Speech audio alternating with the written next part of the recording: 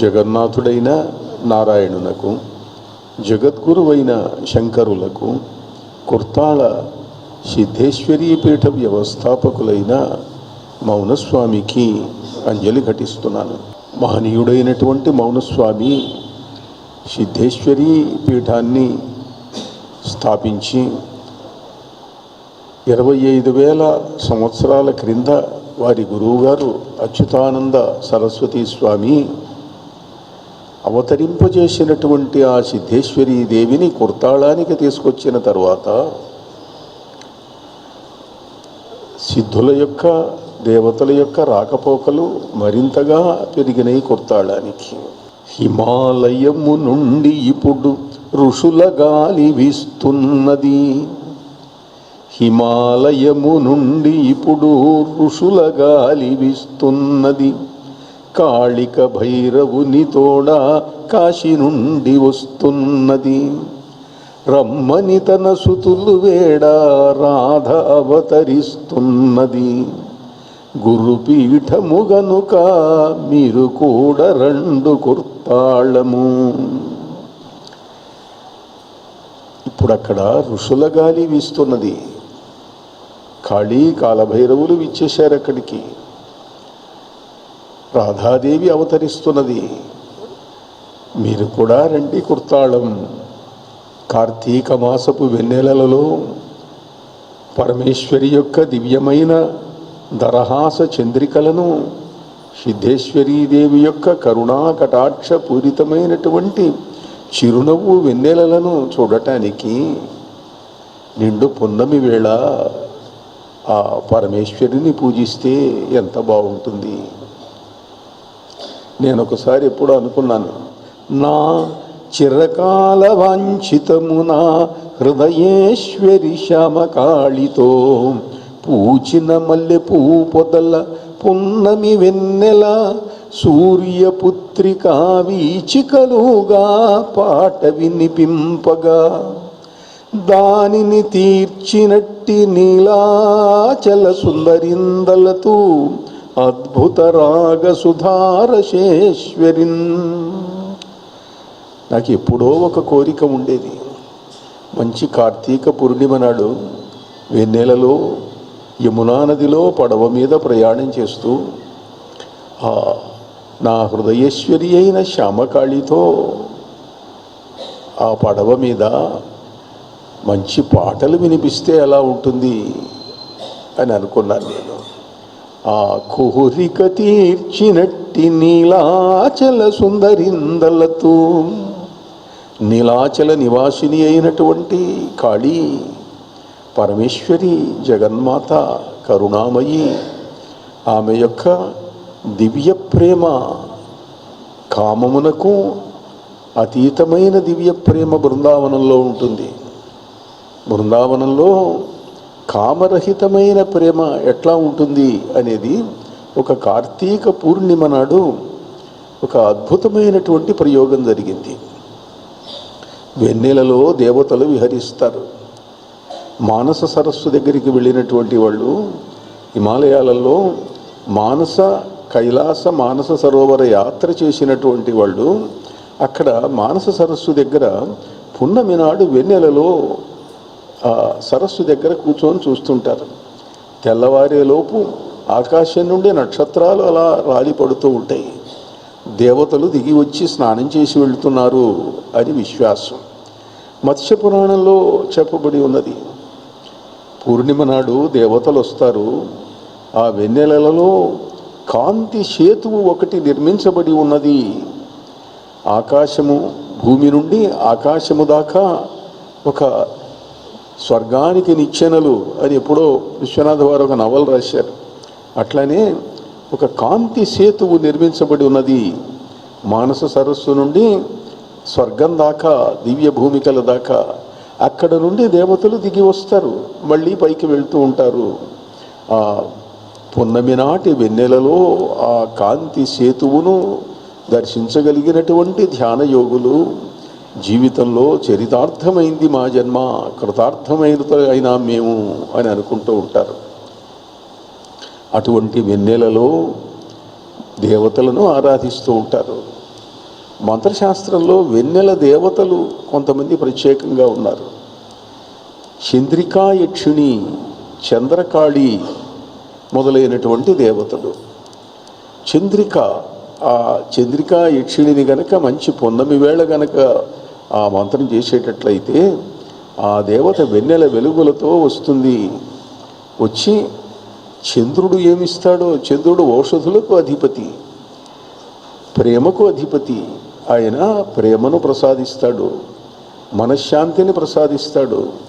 ఎవరికి మనశ్శాంతి లేదో, ఎవరు మానసికమైనటువంటి వ్యాధులతో బాధపడుతున్నారో వాళ్ళు చంద్రకాళి దేవతను, చంద్రికా యక్షిణిని కనుక ఆరాధించేటట్లయితే ఆ దేవతల యొక్క అనుగ్రహం బాగా వస్తుంది. అలా చంద్రకాళి చాలా అద్భుతమైనటువంటి మంత్రం. అట్లనే చంద్రికా యక్షిణి కూడా. ఇలా వెన్నెలలో చేసేటువంటి మంత్రాలు అంటే మామూలుగాను చేయొచ్చు ఆ మంత్రాన్ని, కానీ వెన్నెలలో కూర్చొని చేస్తే వెన్నెలలో నుంచి శక్తిని ఆకర్షిస్తుంది ఆ మంత్రం. మీ శరీరం అంతా అమృతమయమవుతుంది. చంద్రుడు అమృత కిరణుడు. ఆ అమృత కిరణుడు కావటం మూలాన ఆ చంద్ర కిరణాలలో నుంచి అమృతాన్ని ఆకర్షించేటువంటి ఈ మంత్ర విద్యల వల్ల శరీరము దీర్ఘాయువుతోటి, ఆరోగ్యంతో, శాంతితోటి ప్రకాశిస్తూ ఉంటుంది. ముత్యాల మాలతో చేస్తే జపం ఇంకా చాలా మంచిది. రుద్రాక్షమాల చేయొచ్చు, ముత్యాల మాల చేయొచ్చు. కొందరంటారు, స్వామివారు మేము లలితాదేవి యొక్క మంత్రాన్ని చేస్తున్నామండి, ఈ మంత్రం కూడా వెన్నెలలో చేయొచ్చునా? చేయవచ్చు. శంకరుల వారు సౌందర్యలహరిలో ఒక అద్భుతమైనటువంటి శ్లోకాన్ని చెప్పారు. అమ్మవారు తెల్లగా ఉంటుంది అవసరమైతే, పరమేశ్వరి లలితాదేవి ఎర్రగా ఉంటుంది. అరుణమైనటువంటి కాంతితో ప్రకాశించే దేవత. అరుణాం కరుణాతరంగితాక్షీం ధృత పాశాంకుశ పుష్పబాణచాపాం అణిమాదిభిరావృతాం మయూఖై అహమిత్యేవ విభావయే భవానీం. ఇది లలితా సహస్రనామాలు, లలితా మంత్రం చేసేవాళ్ళందరికీ తెలిసినటువంటి శ్లోకం, చాలా ప్రసిద్ధమైనటువంటి శ్లోకం.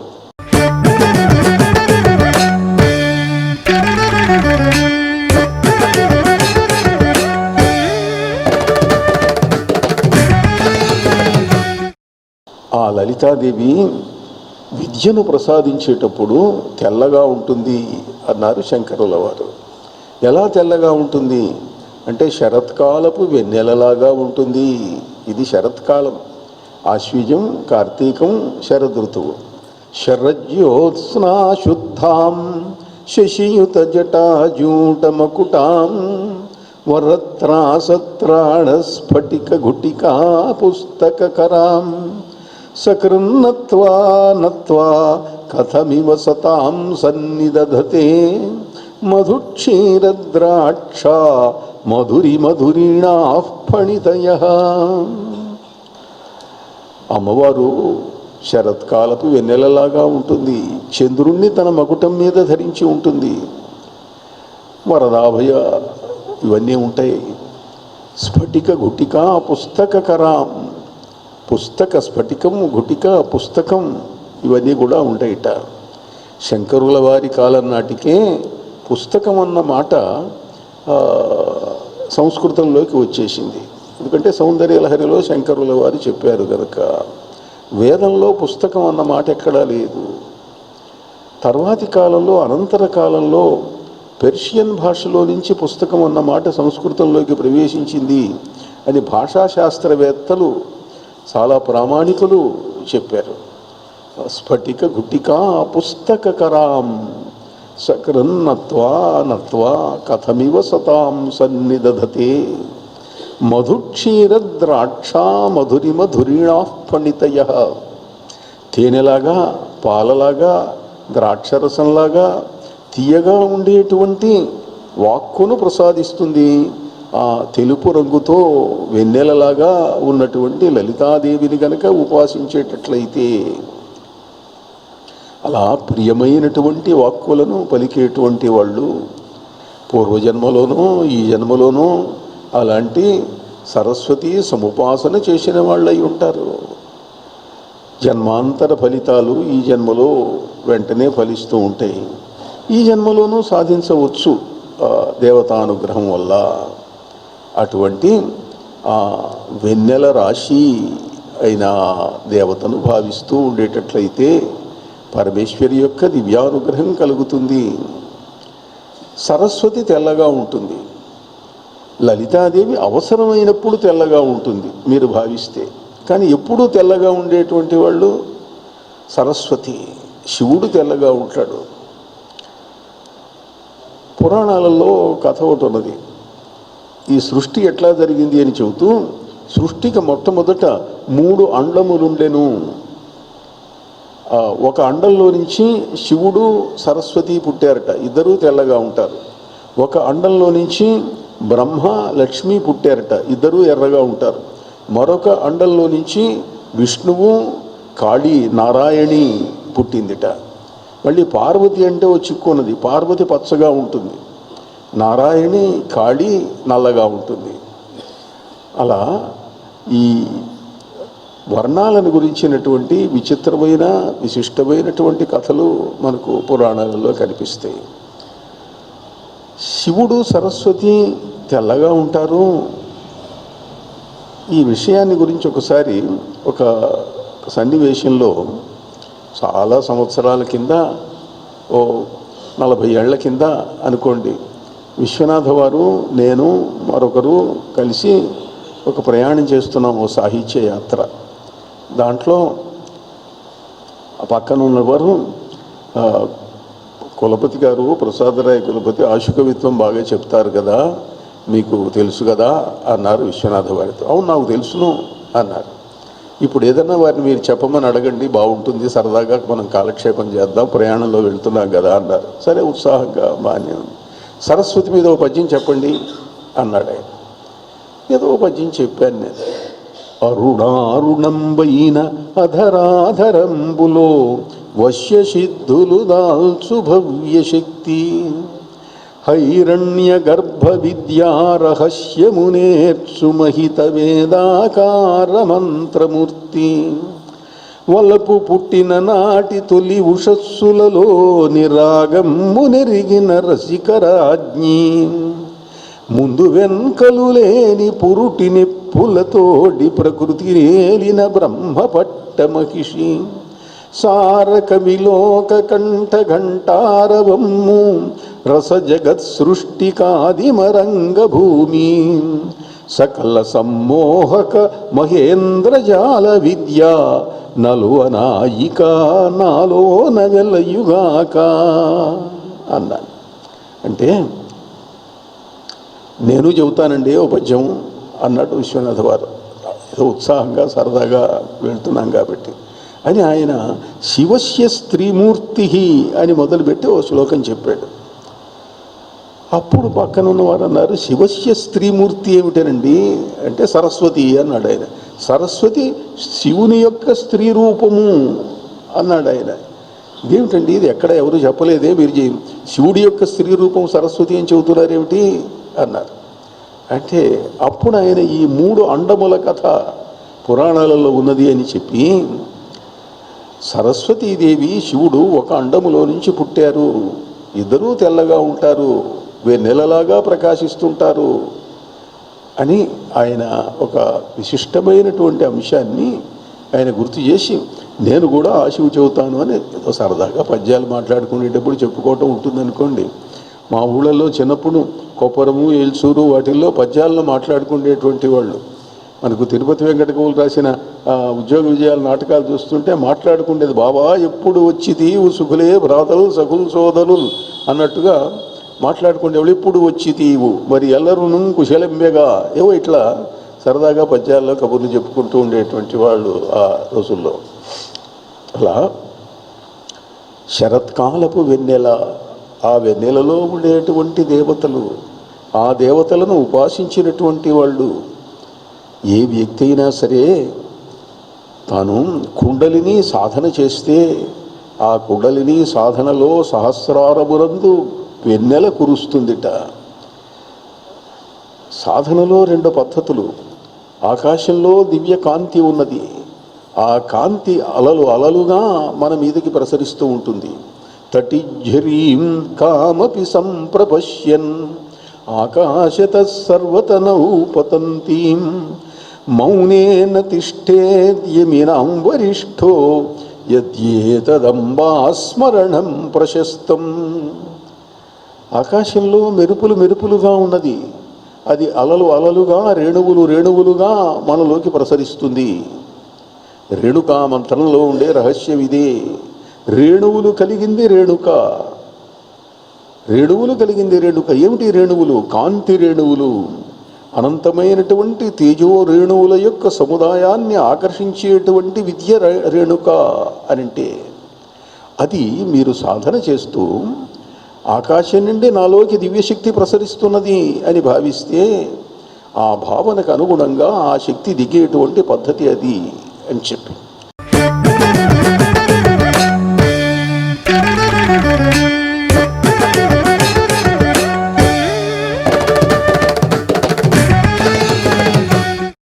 కుండలిని సాధన చేస్తాడు.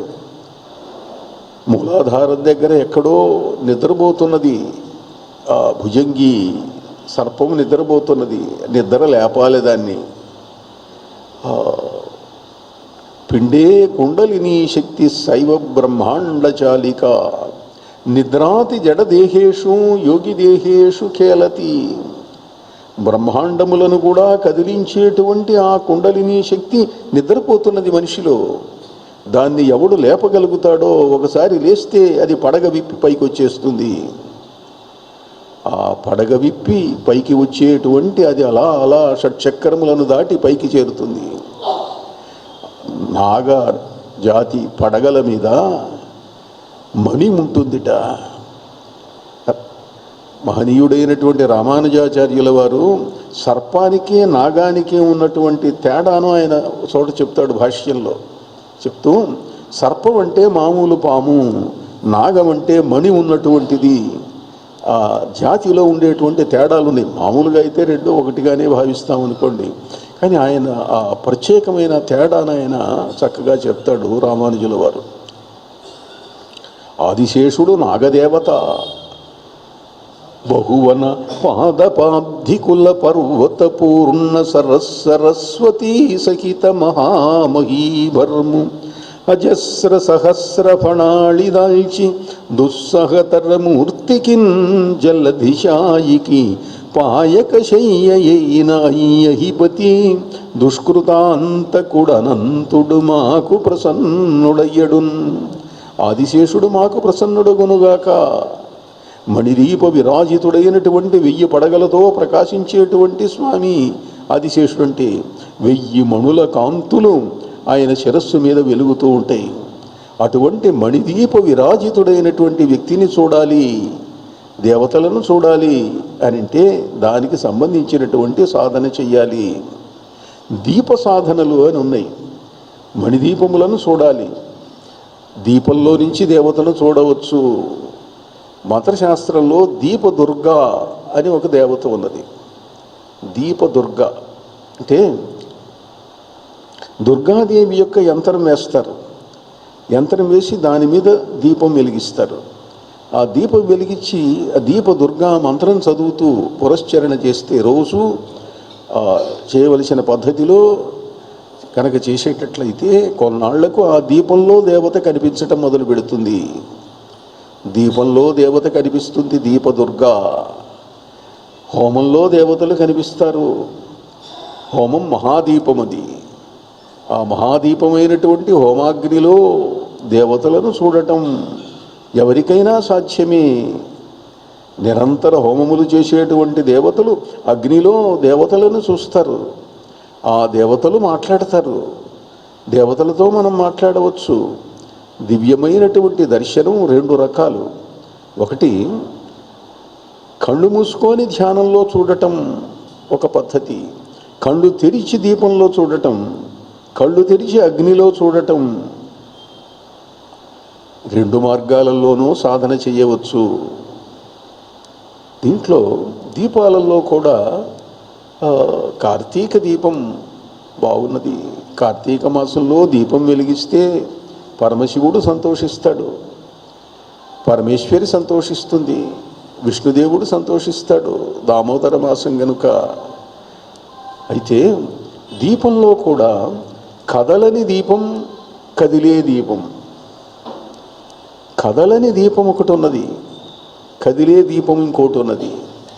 కదలని దీపం ఏమిటి అని అంటే, పరబ్రహ్మ పదార్థం అనంతమైనటువంటి చైతన్యము, కాంతి అని అనుకుంటే అది కదిలేది కాదు, అది కదలదు. కదలని దీపం ఏమిటండి? అల్లసాని పెద్దన గారు మనుచరిత్రలో కదలని దీపాన్ని గురించి చక్కగా వర్ణించారు. మీలో చాలామంది మనుచరిత్ర చదివి ఉంటారు. మామూలుగా ఏదో పరవరాఖ్యుడు వరుధిని ఆ కథ చదువుకుంటారు. కానీ అందులో ఒక చక్కటి పద్యం ఉన్నది. ఆ వరుధిని ప్రవరుడితోటి అంటుంది, ఏమయ్యా, నేను ఎంత చెప్పినా నువ్వు వినటం లేదు. మీరు సాధించేది ఏమిటి? తపస్సు వల్ల, జపముల వల్ల, హోమముల వల్ల ఏమి సాధిస్తారు? స్వర్గ ఫలితాలే కదా. ఆ ఫలితం నేను ఇప్పుడే ఇస్తున్నాను కదా నీకు. స్వర్గానికి పోతే ఏముంది? మానవుడు మరణించిన తర్వాత పుణ్యం చేసుకున్నటువంటి వాళ్ళు స్వర్గానికి పంపిస్తారు. ఆ స్వర్గంలో ఏమున్నది? నీకు ఒక అప్సరసలు ఇస్తారు, రబ్బరో ఓర్వశినో ఇస్తారు, కొన్నాళ్ళు ఉంటావు, ఆ పుణ్యం అయిపోగానే మళ్ళీ కిందికి పో అంటారు. అక్కడ ఆ సుఖాలు అనుభవించేటప్పుడు కిందికి పోవడానికి ఇష్టం ఉండదు. ఇష్టం లేకపోయినా నెట్టేస్తారు కిందికి పుణ్యం అయిపోతే. ఒకసారి భారతంలో ఇట్లాంటిది ఒకటి ఉంది. ఇంద్రద్యుమ్నుడు అని ఒక రాజు ఉన్నాడు. చాలా పుణ్యాలు చేశాడు, దానాలు చేశాడు, సరస్సులు తవ్వించాడు, పంటలు దానాలు చేశాడు, అన్నదానం చేశాడు.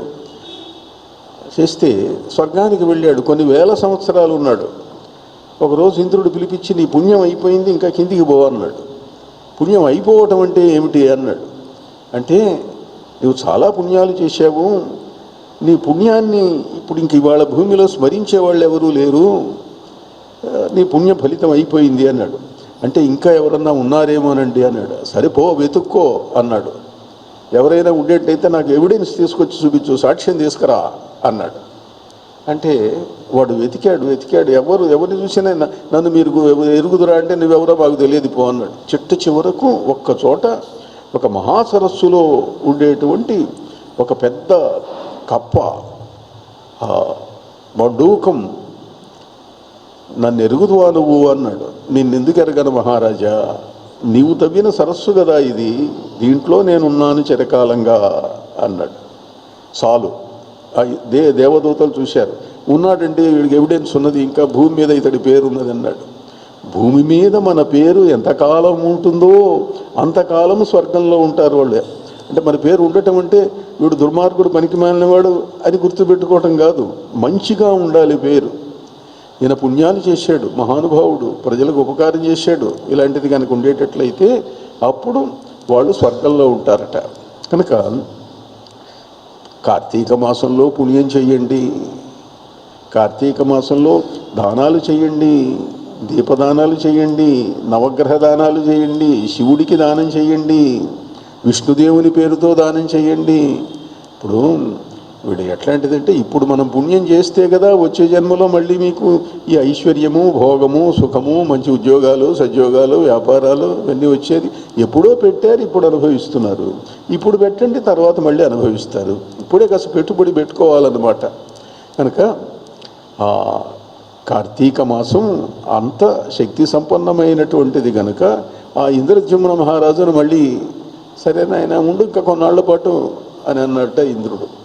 అట్లనే పుణ్యము చేత ఇవన్నీ లభిస్తాయి, పుణ్యము చేత ధనం వస్తుంది, పుణ్యము చేత కీర్తి వస్తుంది. లోకంలో చూడండి, కొంతమంది ఏమీ పెద్ద చేయకపోయినా వాళ్లకు కీర్తి వస్తుంది, కొద్దిపాటి పెట్టుబడితో మహాధనం వస్తుంది. ఏమిటి, నేను ఇంత చేశాను, నాకంటే వాడు ఇంత బాగా సంపాదిస్తున్నాడు ఏమిటి? ఒకతను అన్నాడు ఒకసారి, వెనక మన వాళ్ళు చెబుతుండేవాళ్ళు, రాధాకృష్ణన్ గారు ప్రెసిడెంట్ ఆఫ్ ఇండియా అయినప్పుడు ఆయనతో పాటు క్లాస్మేట్ ఒక ఆయన ఉన్నాడు. ఆయన ఏదో చిన్న ఉద్యోగం చేసేవాడు. నేను రాధాకృష్ణన్ క్లాస్మేట్ను అన్నాడు. నువ్వేం చేశావంటే, ఏదో చిన్న గుమాస్తా ఉద్యోగం ఏదో చేశాడు ఆయన. ఏమిటంటే ఆయన యోగం ఇది, ఈయన యోగం అది. ఓం ధం ధం ధం ధం ధం సకల శత్రు సంహారకాయ స్వాహ. ఓం దక్షిణముఖే పంచముఖీ హనుమతే